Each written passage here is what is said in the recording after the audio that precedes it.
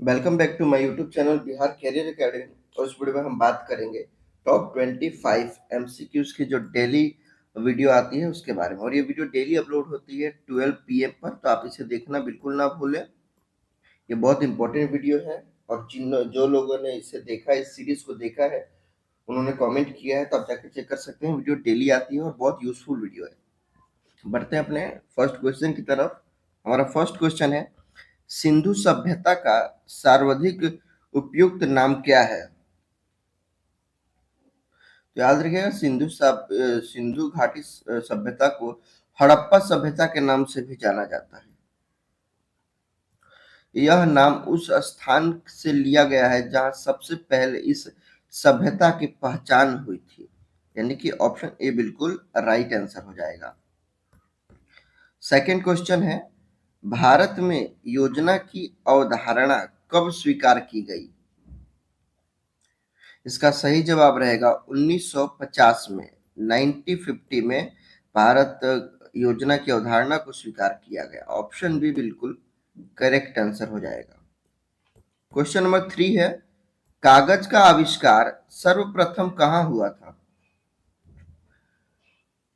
तो याद रखिएगा, कागज का आविष्कार सर्वप्रथम चीन में हुआ था। चीन के लेयांग लेयांग तसाई लुन नाम के चीनी अदालत के अधिकारी ने कागज का आविष्कार किया था। ऑप्शन ए बिल्कुल राइट आंसर हो जाएगा। क्वेश्चन नंबर 4 है, विश्व व्यापार संगठन वोट किस वर्ष में कार्यान्वित हुआ? इसका सही जवाब रहेगा 1995 ईस्वी में, 1995। ऑप्शन ए बिल्कुल करेक्ट आंसर हो जाएगा। क्वेश्चन नंबर 5 है, अर्थशास्त्र का नोबेल पुरस्कार किसने स्थापित किया था? यानी जो इकोनॉमिक्स में नोबेल पुरस्कार दिया जाता है वो किसने स्थापित किया था? इसका सही जवाब रहेगा स्वीडन के केंद्रीय बैंक स्वेग्रिक्स रिक्स बैंक ने किया था। याद रखिएगा, स्वीडन नेशनल बैंक ने। ऑप्शन बी बिल्कुल करेक्ट आंसर रहेगा। और इसकी जो स्थापना है वो 1968 ईस्वी में अर्थशास्त्र में नोबेल पुरस्कार की स्थापना की गई थी।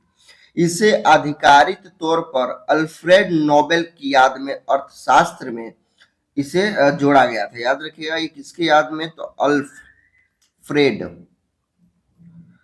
अल्फ्रेड नोबेल की याद में किया जाता है। ऑप्शन बी बिल्कुल राइट आंसर हो जाएगा। क्वेश्चन नंबर 6 है, राष्ट्रीय ध्वज का डिजाइन किसने तैयार किया था? तो राष्ट्रीय ध्वज का जो डिजाइन है वो पिंगली वेंकैया जी ने तैयार किया था। ऑप्शन ए बिल्कुल राइट आंसर हो जाएगा। क्वेश्चन नंबर 7 रहेगा, पांचवी पंचवर्षीय योजना का मूल उद्देश्य क्या था? जो फिफ्थ पंचवर्षीय योजना थी उसका जो मेन मोटिव था वह गरीबी हटाओ था।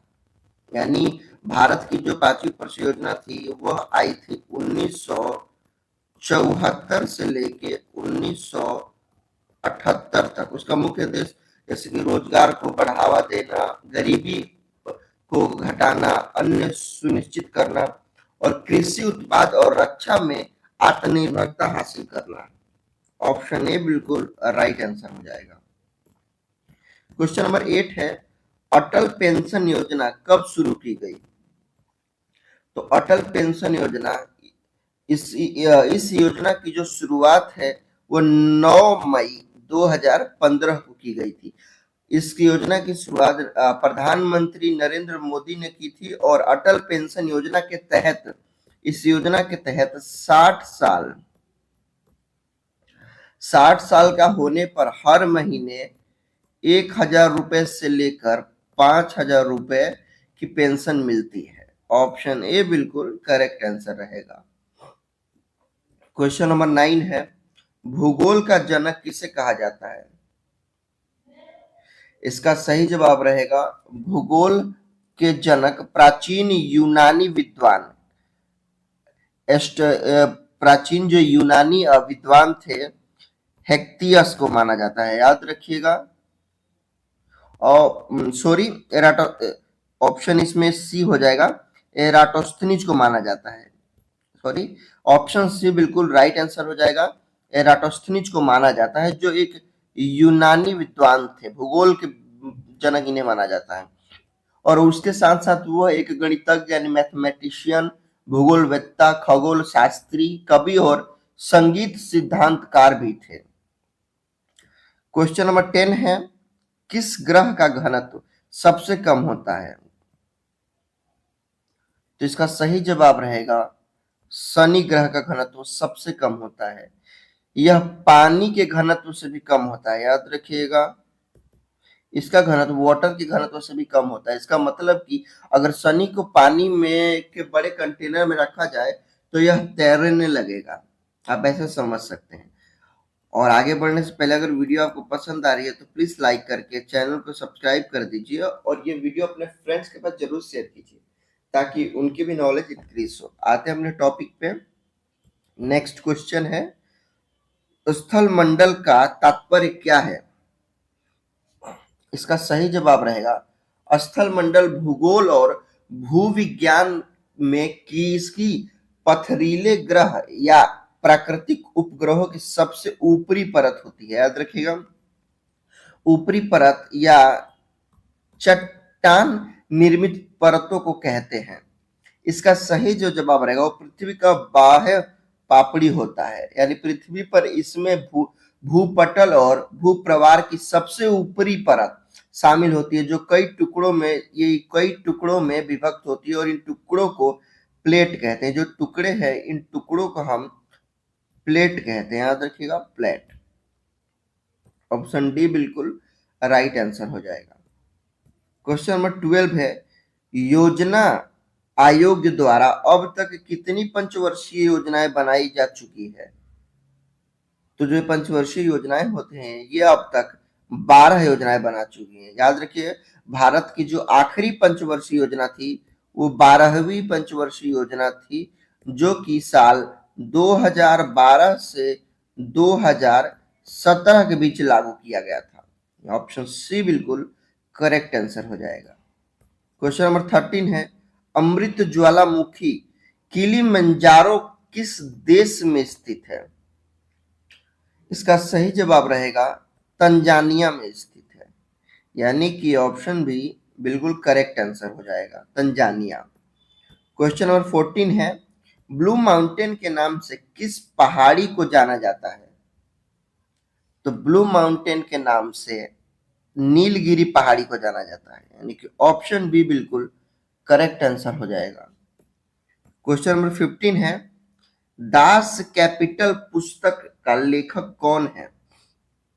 तो इस पुस्तक के लेखक कार्ल मार्क्सर है, याद रखिएगा। यह पुस्तक जर्मन भाषा में लिखी गई है। किस लैंग्वेज में लिखी गई है? तो जर्मन भाषा में लिखी गई है। ऑप्शन बी बिल्कुल राइट आंसर हो जाएगा। क्वेश्चन नंबर 16 है, गुरुमुखी लिपि का शुरुआत किसने किया? इसका सही जवाब रहेगा गुरु अंगद ने। गुरुमुखी लिपि की शुरुआत ये जो थे, याद रखिएगा, यह सिख धर्म के दूसरे गुरु थे, सेकंड गुरु थे। गुरु अंगद देव ने की थी। गुरु अंगद देव का जो जन्म हुआ था वो 1539 में हुआ था और उनका निधन 1552 में हुआ था। ऑप्शन डी बिल्कुल राइट आंसर हो जाएगा। क्वेश्चन नंबर 17 है, गौतम बुद्ध के बचपन का नाम क्या था?